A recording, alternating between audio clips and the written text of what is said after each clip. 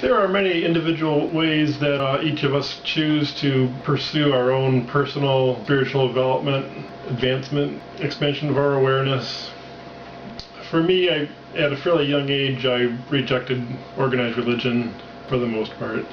I've, for decades, been interested in out-of-the-body experiences. I studied a little bit about astral projection, a lot about soul travel, with fairly limited success. I do still practice a lot of the techniques, and I'll be getting into some of those as far as expansion. I don't know how else to say that, but that's for a later subject. Anyway, little luck with most of that.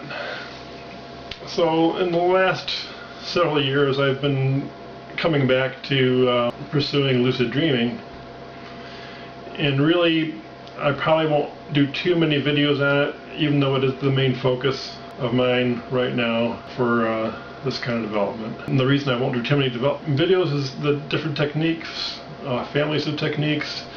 I really haven't had that much success with them. It takes a lot of work, and I'm not stopping efforts on that. There's just so much out there, other people who can be a better guide for you on that. On YouTube, sites such as Dream Views and other very good sites. There's all kinds of techniques and lots of acronyms that'll trip you up.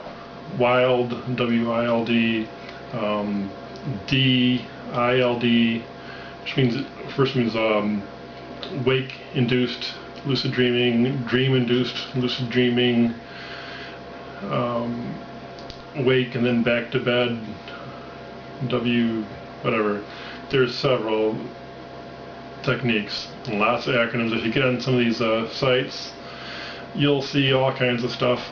The Dream Views is a pretty good site. It's a little bit daunting because it's so huge at this point. There's so many users you really can't read the whole thing.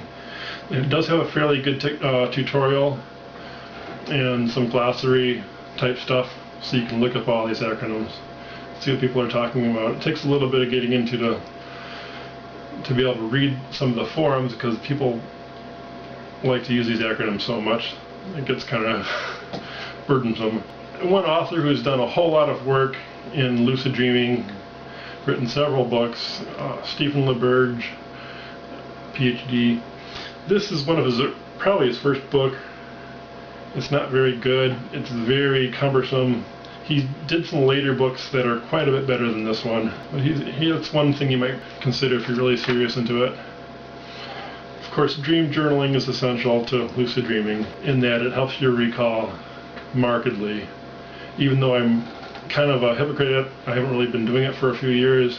The 4 or 5 years I did do it sporadically really helped my dream recall.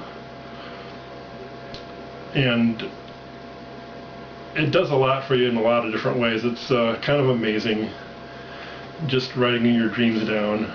Write down a few little notes or use a voice recorder, and then come back later when in the evening or something when you're more awake, and you can look at those little things you put down and recall the whole dream, and then write something more, either in printed or type into your computer or whatever you're going to do. I've favorited on my site a few of the people I've found helpful, or at least probably pretty good sources for you to look at on YouTube anyway. Reese Jones has done tons of stuff on the subject. NeuroSoup's done quite a bit. Living Success has done some. There's lots of people. All you really need to do is search for lucid dreams or lucid dream techniques on YouTube, or actually on Google, or whatever you're going to use. And there's just a wealth of information out there. I highly recommend it. There's a lot of potential to lucid dreaming. Flying, exploring new worlds, exploring or testing different situations. You can pretty much do whatever you want if you get lucid enough. And I was going to say, I really haven't had much luck with the techniques, but I have had some outstanding spontaneous lucid dreams. I have a lot of dreams where I know I'm dreaming, but I'm just kind of entertained by the dream and don't really put forth the will and effort to stabilize the dream and really, do anything that interesting. I end up getting wrapped up in the dream stuff, and I kind of know that I'm dreaming, but I don't really exit full control. There was one dream in particular I had, though, where I was walking around through kind of like an apartment building. I was kind of like in a closed hallway or something. It was under construction or storage, and there was like plastic hanging, sectioning off this like area, and there was this junk stored in there, including this big, huge pump.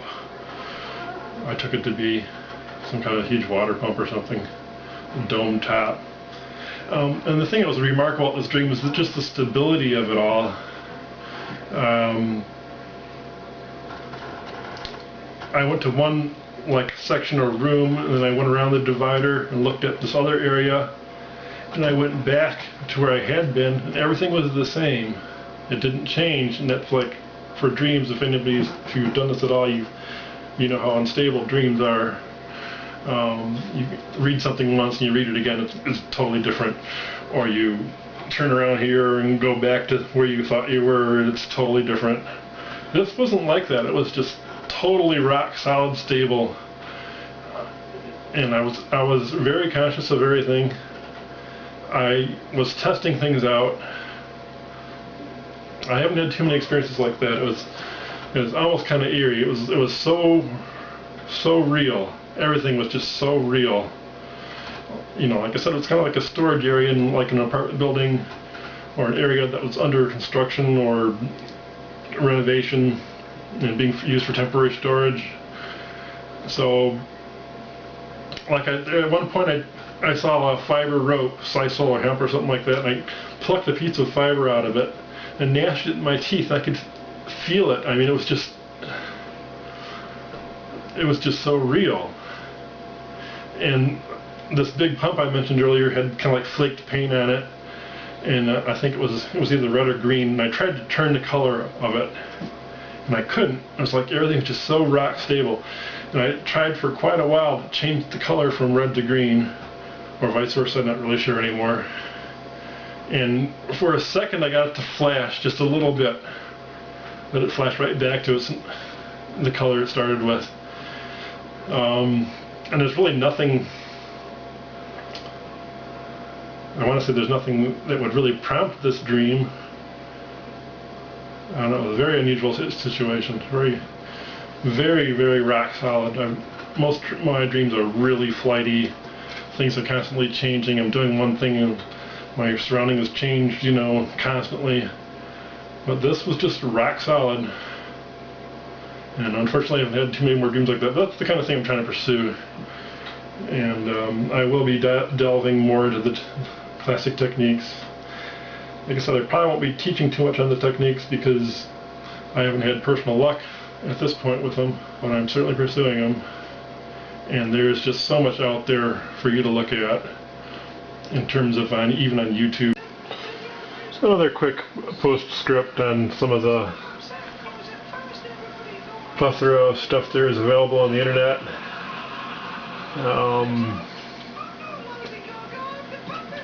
Eckhart Tolle, me uploading my video.